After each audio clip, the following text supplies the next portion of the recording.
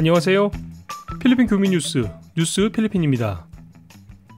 요즘 뉴스를 보면 한국 뉴스나 필리핀 뉴스 외에도 해외 여러 곳에서 전해지는 국제 뉴스들 중에 관심이 가는 뉴스들이 참 많은데요. 오늘 뉴스에서는 미국과 관련해서 소식들이 많이 올라왔습니다. 오늘이 바로 미국 중간선거가 있는 날이죠. 미국과는 시차가 좀 있기 때문에 아직은 투표가 시작되지는 않았을 시간입니다만 이번 중간선거는 미국뿐만 아니라 세계 여러 나라에서 큰 관심을 가지고 지켜보고 있는 선거라고 할 수 있습니다. 우리가 언제부터 이렇게 남의 나라 중간선거에까지 관심을 가졌었나 싶기도 한데요. 그만큼 미국이라는 나라가 미치고 있는 영향이 크다는 걸 반증하는 것이 아닌가 싶기도 합니다. 미국 소식 이상으로 우리가 더 관심을 가져야 할 소식들은 또 어떤 게 있을지 오늘의 필리핀 교민 뉴스 필리핀 시작하겠습니다.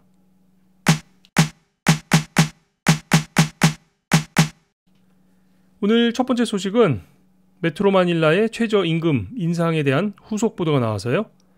이 내용을 좀 살펴보도록 하겠습니다. 메트로 마닐라 임금위원회, 그러니까 메트로 마닐라의 최저 1급여를 법으로 정하게 되는 협의체에서 새로운 급여에 대한 규정을 발표했습니다. 이전 규정에서는 하루 512페소가 최저 1급여였는데요. 이 규정이 지난 10월 말로 종료가 되었기 때문에 새로운 규정이 필요했던 거죠. 당초에 노동자 단체에서는 최근 급격히 오르고 있는 필리핀의 인플레이션을 고려해서 최소 344페소씩 인상을 요구했었고, 고용주 단체에서는 오히려 반대로 급격한 물가 인상으로 인해서 기업의 수익성이 악화되었다는 점을 들어서 임금 인상을 20페소로 조정해야 한다고 주장을 했었다는 소식 얼마 전에 전해드렸었는데요. 결국 하루 25페소 인상으로 최종 결정이 되었다는 내용도 함께 살펴봤습니다. 이제 이 내용이 필리핀 노동부에서 확정이 돼서 실제 시행이 될 것이라는 소식입니다. 규정에 따라서 확정이 된 후 신문 등에 공지가 되면 이후 15일 이후 자동 시행이 되는 건데요.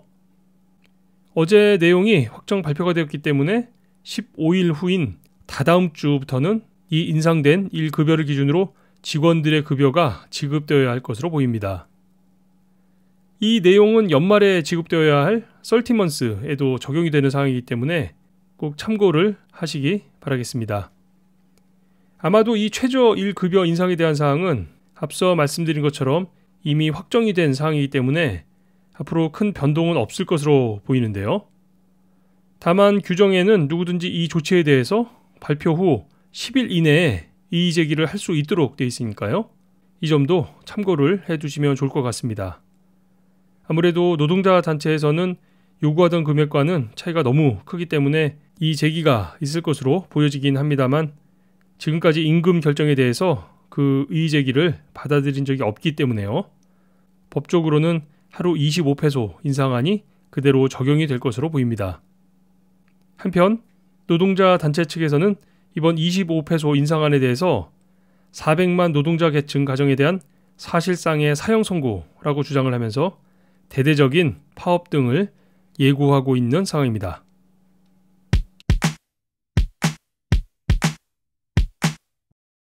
다음 소식은 필리핀 이동통신사 글로브에 대한 소식입니다.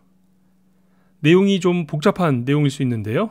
좀 찬찬히 그 내용을 살펴보도록 하겠습니다. 글로브가 새롭게 eSIM을 도입할 것이라는 내용입니다. 얼마 전 애플이 아이폰의 새로운 버전을 발표했는데요. 이때 새로운 아이폰의 특징 중 하나가 아이폰에서도 듀얼 번호를 사용할 수 있다는 점이었습니다. 이때 사용하게 되는 것이 바로 eSIM인데요. 기존의 플라스틱 심카드 플러스 이 eSIM까지 해서 번호를 2개 사용할 수 있게 된다는 거죠. 이걸 글로브가 도입을 하겠다는 얘기입니다. 잠깐 이해를 돕기 위해서 먼저 이 eSIM에 대해서 잠깐 살펴보도록 하겠습니다. 이 eSIM은 우리가 스마트폰을 개통할 때 끼워서 사용하는 심카드가 있죠. SIM, 그 심카드 앞에 알파벳 절자 E를 붙여서 eSIM이라고 부르게 됩니다. 여기서 알파벳 E는 Embedded의 약자인데요. 그러니까 플라스틱으로 만든 심카드가 아니라 아예 스마트폰 단말기 안에 심카드를 인베디드, 심어놓는 심카드라는 얘기입니다. 기억하시는 분들도 계시겠지만 예전에 우리나라에서는 휴대폰을 개통할 때 심카드를 이용하지 않고 그냥 전화기에 직접 번호를 설정해서 개통을 하곤 했었죠. 통신사 대리점에서 직원이 휴대폰을 개통해주면 그냥 그걸 사용하는 방식이었습니다. 그러니까 이용자들이 다른 번호로 변경을 한다거나 하는 건 불가능했던 거였죠. 아마 많이들 기억하실 겁니다. 오늘 설명드리고 있는 이 eSIM이 사실 이 방식과 비슷한데요. eSIM은 그동안의 플라스틱 심카드와는 달리 폰에 직접 심카드를 심어놓는 방식이라서요. 스마트폰에서 소프트웨어적으로 통신사를 등록하는 방식으로 전화기를 개통하는 것이 바로 eSIM 방식이 됩니다. 이때 eSIM 카드를 사용하게 되면 좋아지게 되는 점은 이제 별도의 심카드를 구입할 필요가 없어지는 거죠. 원하는 설정에 따라서 국가별로 자신이 이용할 통신사를 등록하는 것만으로 개통이 가능해지기 때문에 심카드를 사다 끼우고 하는 등의 번거로움이 없어지게 되는 겁니다. 물론 통신사 측에서도 매번 이 심카드를 새로 제작하거나 교체하는 등의 비용을 지불하지 않아도 되기 때문에 그만큼의 장점이 있는 셈이고, 스마트폰 제작사들의 입장에서도 이 eSIM 카드가 작은 칩 형태로 되어 있기 때문에요. 스마트폰 단말기를 더 작게 제작할 수 있다는 점에서 그 장점을 찾아볼 수 있습니다. 이런 장점들과 함께 몇 가지 단점들도 있는데요. 기존의 심카드 같은 경우에는 그냥 심카드만 바꿔 끼우면 새로운 폰에서도 바로 사용을 할 수가 있었는데, 이제 이 심카드로 이용을 하게 되면 폰 변경이 좀 번거로워질 수 있다는 점을 예상해 볼 수 있겠죠. 그리고 더 중요한 점은 아직까지 이 eSIM 카드를 지원하는 국가가 많지 않다는 점인데요. 요즘엔 웬만한 스마트폰들은 한국이나 필리핀에서 모두 사용이 가능하기 때문에 심카드 교환만으로 어디서든 사용이 가능한데요. 이 eSIM 카드는 아직까지는 그렇지 못하다는 얘기입니다. 그런데 오늘 뉴스에서 바로 필리핀 통신사 글로브가 이 eSIM 카드를 도입하겠다고 밝힌 겁니다. 이 eSIM 카드를 이용하기 위해서는 새로 발표된 아이폰처럼 우선 이 eSIM이 이용 가능한 단말기가 있어야 하는 건데요. 아직까지는 이런 스마트폰 단말기도 대중화되지 않았기 때문에 개인에 따라서는 거리가 좀 먼 얘기인 것처럼 느껴질 수 있습니다만, 앞으로는 심카드가 없어지는 세상이 될 수 있겠다 하는 정도로만 알아두시는 것도 의미가 있을 것 같습니다. 새롭게 적용될 것으로 보이는 eSIM 카드에 대해서 살펴봤습니다.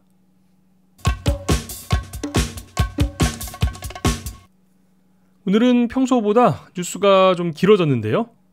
마지막 소식은 좀 짧게 살펴보겠습니다. 필리핀에서 가장 부유한 도시는 어디일까요? 수도인 메트로마닐라가 아닐까 생각하시는 분들이 계실 텐데요. 메트로마닐라는 사실 17개 자치시가 모여서 이루어진 지역이기 때문에 각각의 시티별로 어디가 가장 부자 도시일지 궁금한데요. 오늘 뉴스에 바로 이 소식이 올라왔습니다. 1위는 마카티 시티입니다. 마카티 시티가 1위라고 하니까 당연한 거 아니야? 라고 생각하시는 분들이 계실지 모르겠는데요. 놀라운 사실은 2016년까지 가장 부유한 도시 1위는 마카티가 아니라 바로 쾌존시티였습니다. 시 자산만 683억 페소였는데요.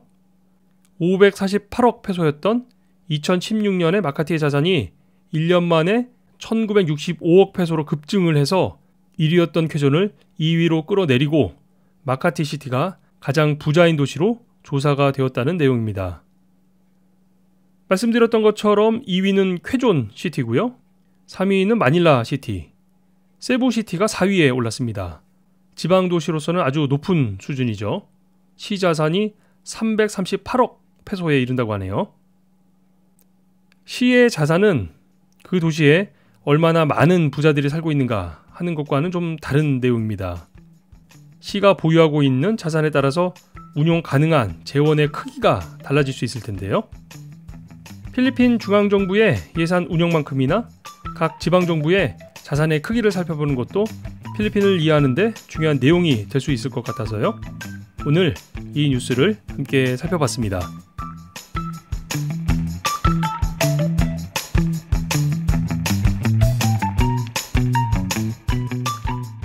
오늘 필리핀 교통을 담당하고 있는 LTFRB가 지푼이 기본요금을 10페소로 확정했다는 소식이 전해졌습니다.